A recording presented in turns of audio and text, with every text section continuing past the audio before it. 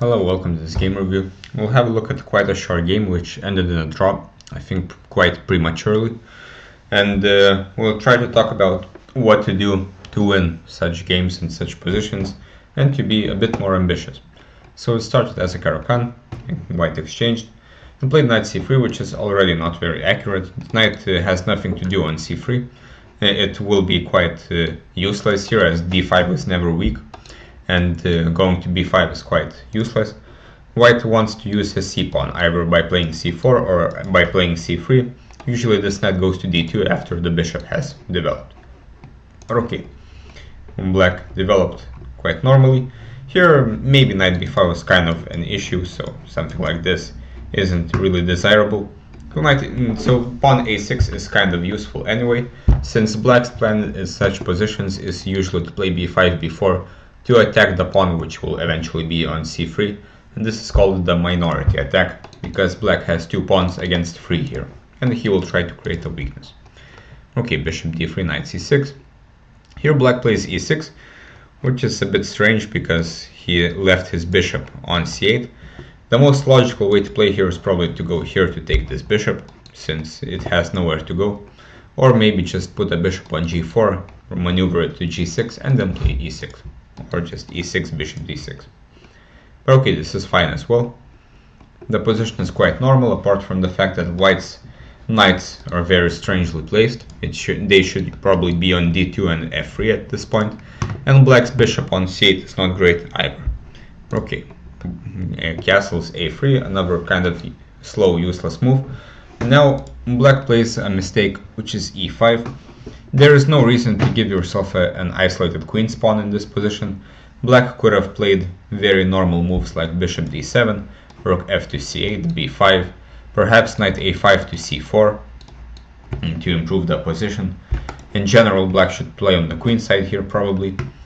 And black is just doing very fine. There's nothing bad. There are pieces on the board. Black can easily win. It's important to say that black was playing a low-rated player here, so he wanted to win, presumably. But after e5, now some exchanges happen, and now black has an isolated queen's pawn on d5, which is already blockaded on the d4 square. This knight now starts to make sense because d5 is actually weak. And now only white can push for advantage.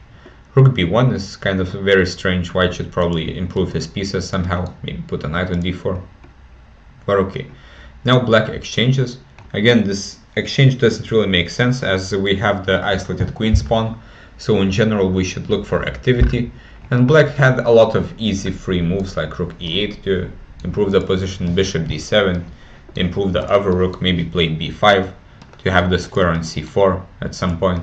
There was no reason to exchange pieces. Usually when we exchange pieces we should only do it when it's beneficial to us, and this bishop was not going anywhere anyway, and the more pieces get exchanged the weaker this pawn will become.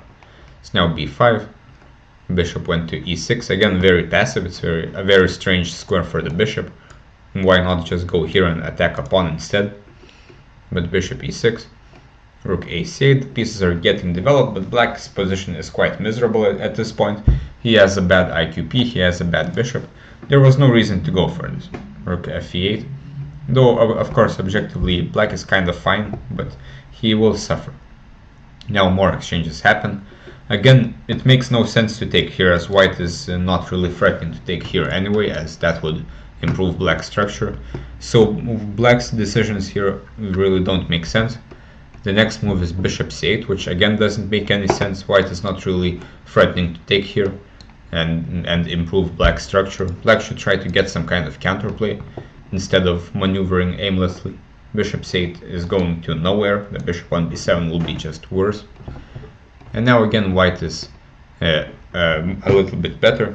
Now he can try to attack this pawn. Queen e5, knight d4. White eventually takes and improves on black's position, but there was no reason to do that. Probably white should at some point put a pawn on c3, maybe queen e3 or knight ce2, play c3, knight to f4, and this will just be torture for black. If a good player was playing with the white pieces, white should probably win this 5 times out of 10, or maybe 6 or 7. But knight e4. Now the position is quite dull. Black is doing quite fine here. f4 is a nice move to stop the majority. Queen c5, c3. And for some reason the game ended in a draw here. Though there's no reason to end the game so prematurely, there's still a lot of play left. Black's plan might include playing b4 to destabilize this knight. White might try to play b4, g4 or something, maybe take the d-file, remaneuver the pieces, maybe knight to e3. Black might try to play g5 himself at some point, maybe improve his bishop somewhere.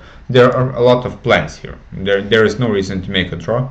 And a general rule of thumb is, if we are trying to improve in chess, we cannot make any draws, especially in draws that are arranged. For example, we cannot offer draws and we cannot accept draws, as draws will just end games whenever they're still going. So if we want to improve, we have to look at such positions and we have to try to win them. There's no other way.